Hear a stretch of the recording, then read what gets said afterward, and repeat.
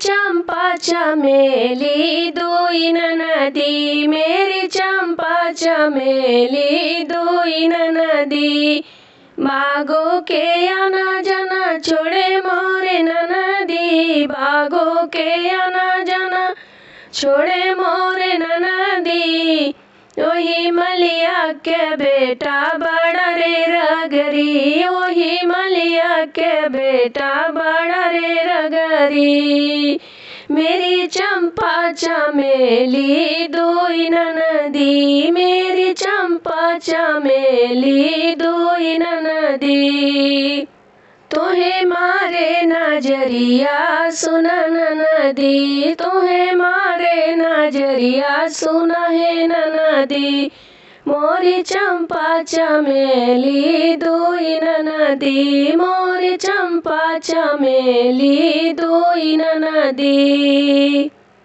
कुआनों का आना जाना छोड़े मोरे नदी, कुआनों के आना जाना छोड़े मोरे नदी।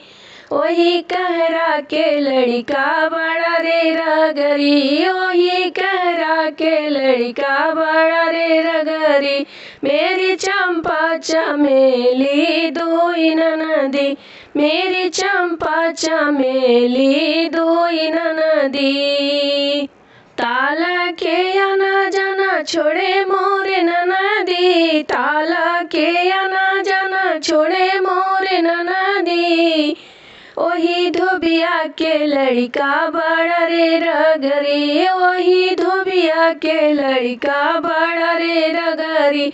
मेरी चंपा चमेली दुई नदी, मेरी चंपा चमेली दुई नदी, मेरी चंपा चमेली दुई नदी।